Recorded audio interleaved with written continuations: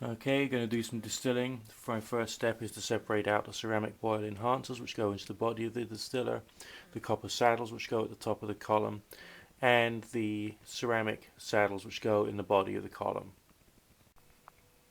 The wash turned out cloudy this run, even after I'd used the wine finings, so I guess when I use a bread yeast next, I will probably use Camden tablets to kill off any extra yeast prior to using the finings, so I can get a doubly clear wash. But either way, let's get some distilling done. Okay, now we got the column packed. Now we got the mash or wash in the pot. Now it's a bit of a waiting game. Power's turned on. The water flow is going nice and slow. Just got a few drips coming out of the water output. Just increase it incrementally. Okay. Alright, because you got to have the water flow going, so experience suggests, whilst the still is heating up. What you see before you there is the kitchen waste food caddy. Okay, so anything that goes in there is like dead lettuce leaves, dead tea bags, coffee grounds, that sort of thing. And I'm looking forward to getting some enzymes and turning that into alcohol as well. At this stage in the run, okay, I've got to make sure that the water flow is still going to be relatively constant.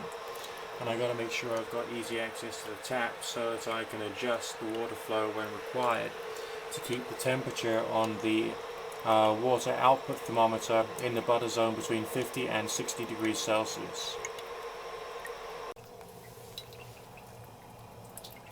What you're seeing there is alcohol being produced at quite a rate that have been the production of fermentation of sugar by a bread yeast, not a wine yeast, not a champagne yeast, not a turbo yeast, not a turbo carbon yeast, not a super turbo carbon yeast, but a cheap bread yeast, which anyone can afford to buy. It's quite beautiful, really. It's actually coming off at a slightly lower temperature than I thought it would. Okay, and that must be because there's quite a lot of alcohol inside the still itself, so I'm seeing that as a positive sign. We may get a fair few number of jars out of this run. So that works out at about 91 or 92% alcohol by volume. I bet you'll never look at a bread yeast in the same light ever again. Now, I don't think you can know everything there is to know about anything, okay? I don't think that's possible. But with the quantity of practice I'm getting, plus the extra research I'm doing, I'm pretty sure I'll have a sufficient working knowledge to be able to provide, good quantities and qualities of fuel. Probably by about midsummer, and in different ways. I like what I'm doing here, what I'm achieving. Fuel of the future, or one of them.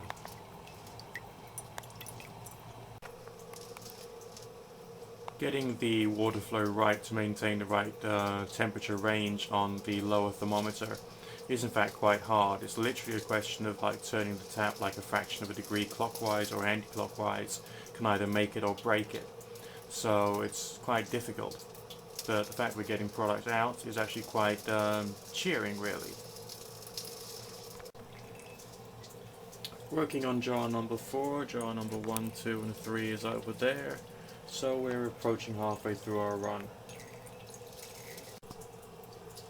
Okay, now halfway through the run we're talking about, definitely between 85 and 90%, probably about 87, 88% alcohol by volume.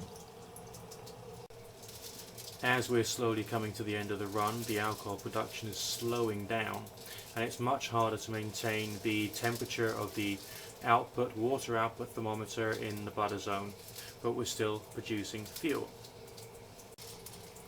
Approaching the end of the run, alcohol percentage is still over 85%. We'll call it a cautious 85, 86% alcohol by volume. Definitely between 85 and 90, but closer to 85. still within the burnable zone. And we got more being produced drip by drip.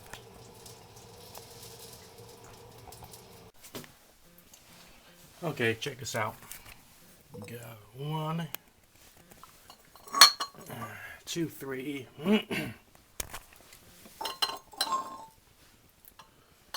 4, 5, 6, 7 pint jars. All of them tested between 85 and 92% alcohol by volume. Now this was made in the reflux still using 6 kilograms of sugar and a pack of bread yeast.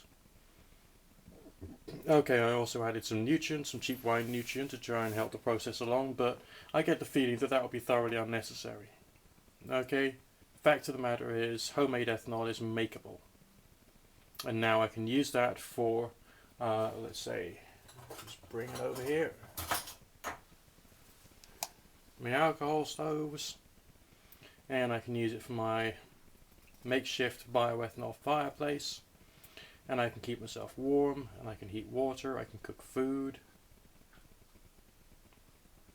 Alright, sure, I've had to run the still, and the still's electric, but considering that each litre of alcohol you get out is something like, what's it, 6 kilowatt hours, and it's taken less than 8 kilowatt hours to run this thing, you know, you're still basically making. So when you buy your sugar, you're buying in fuel. Next is the question of getting the enzymes, so I can break down plant waste and kitchen waste into sugars, which I can then ferment and then distill to cut the cost down even further. And even if I'm not doing that, the other step I want to do is to cut the, do my process properly. So I'm cutting down the cost of the actual fermentation big time. Okay, and then it's a question of devising some variety of distillation technique which does not require mains power. Okay, I want to do without the mains power, so I can then have an off-grid distillation technique to be able to distill alcohol to a high percentage off-grid, so I can make my fuel off-grid, which I can then use for standard domestic use. Alright, that's basically what I'm angling for, but I personally think these little jars here with their little golden lids and their little content, all beautiful in that little jar there, isn't that nice? Oh, sweet. Oh, you know, it's over 3 litres worth. Okay, it's not 4 litres, but it is over 3 litres.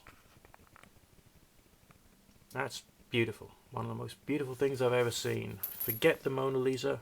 I made this stuff, okay? I made this stuff.